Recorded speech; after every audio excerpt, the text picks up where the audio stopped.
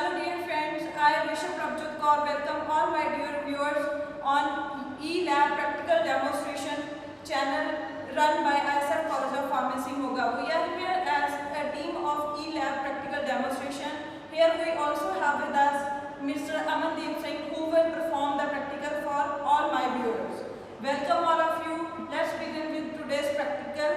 And the aim of today's practical is to determine the kinematic viscosity of the sample liquids with using Ostwald's viscometer at a room temperature. Before starting today's practical, let us know about what is kinematic viscosity and how it is determined. Kinematic viscosity is a derived property which is derived from absolute viscosity. All fluids have a characteristic property of flowing, which depends upon the viscosity of any fluid. So, viscosity is the property of any fluid which is a measure of its resistance to flow. The steady state of flow of liquid can be visualized to consist of a series of parallel layers moving one above the other. Fluids resist the relative motion of immersed objects through them as well as the motion of these layers with differing velocities within them due to internal friction or viscous drag. Consider two layers of a liquid separated by a distance of d and moving with a relative velocity of v.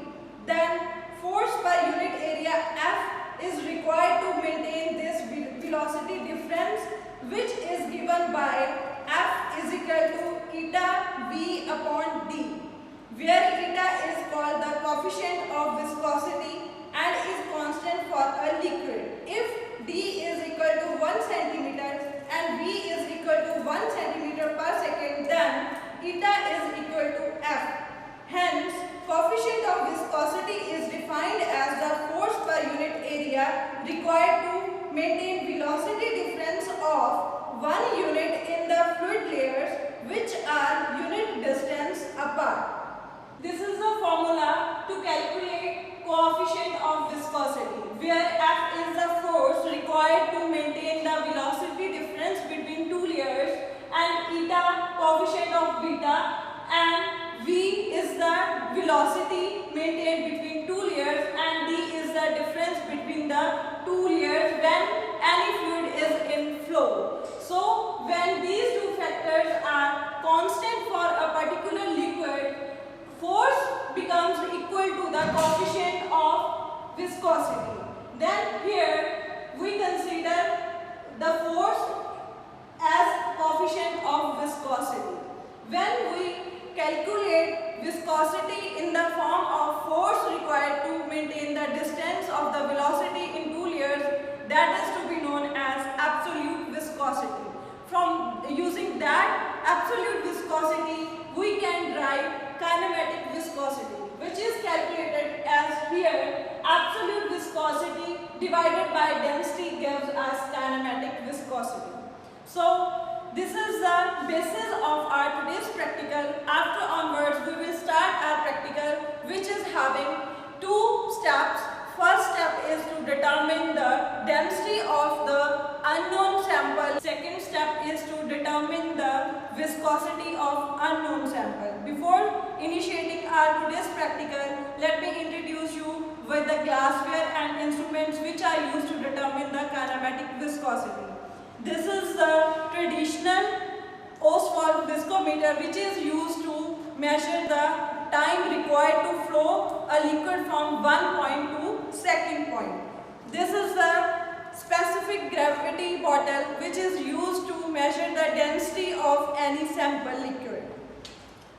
You need a measuring cylinder, a pipette, a thermometer to determine the temperature of the sample liquid, then your stock water sample, distilled water sample as standard sample. Along with the requirements of the practical, let me brief about the viscometer which we are using to determine the viscosity. This is our traditional viscometer, which is having two tubes joined by a U-tube, which is a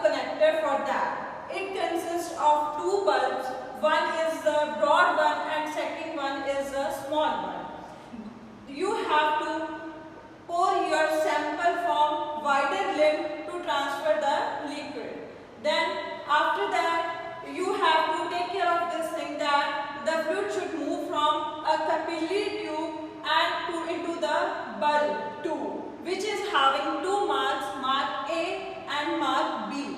Lower mark is B and upper mark is A. Above to the second part of the capillary tube, there is a rubber tube to suck the liquid from point B of the capillary tube to the upper mark of the tube. Then after doing this, when sufficient amount of liquid has been sucked from A point, then you need to start your stopwatch and let the fluid flow from A point to B point and record the time. First step of the practical is to transfer the standard liquid into Ostwald viscometer. Transfer the standard liquid with the aid of pipette into the wider limb of viscometer. The volume of the liquid should be sufficient so that it may cross the U-tube portion of the capillary, so that it would be convenient to suck the water into second bulb, that is from B mark to A mark. Now we will suck the water which has been used as standard sample. Fill the water just above the A mark of the second bulb. Meanwhile, turn on the stopwatch and allow the water to release from A point to B point of the second bulb. Note the time from A point to B point. Repeat this step thrice for a same liquid so that you can get an accurate value for the time taken by the fluid to flow from A point to B point. And after onwards, repeat the same step for 3 times for your liquid sample to determine its viscosity and time taken to flow the sample liquid from point A to B, and use that time taken reading to calculate your viscosity in calculations. Moving on to next step, that is determination of viscosity of unknown sample.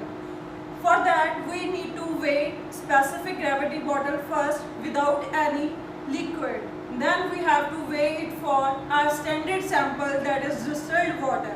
Similarly, we will again weigh empty specific gravity bottle, and then we will reweigh it after addition of our sample liquid.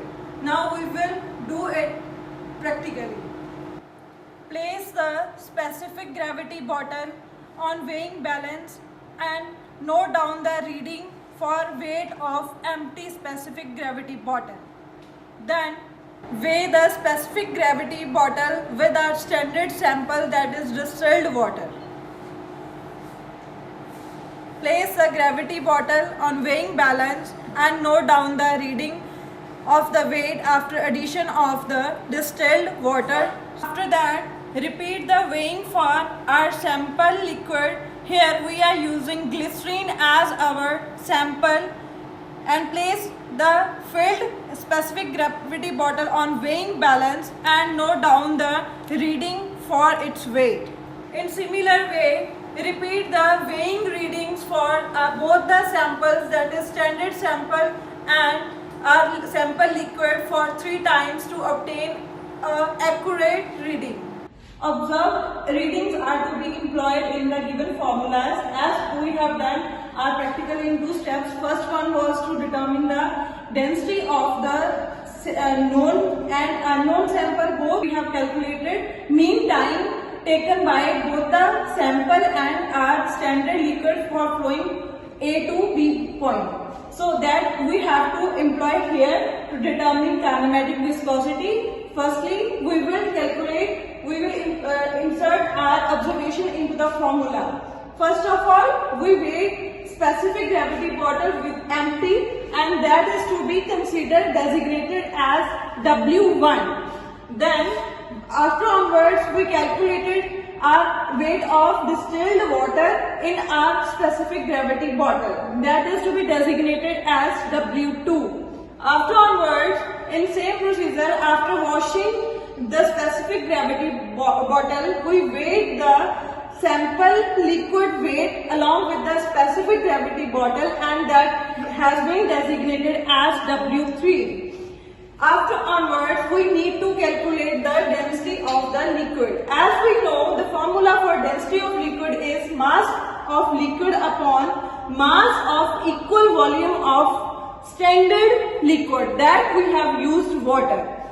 Density calculated from previous step, that is density for unknown sample, has to be employed for calculating the viscosity of unknown sample, where eta 2 is symbolized for viscosity of unknown sample. The formula of calculating viscosity is rho 2 upon rho 1 into rho T2 upon T1 into eta 1. Here rho 2 is the density of our unknown sample, which we have calculated in the previous step, along with the T2 means the time taken by the unknown sample for flowing from point A to B in the Ostwald viscometer.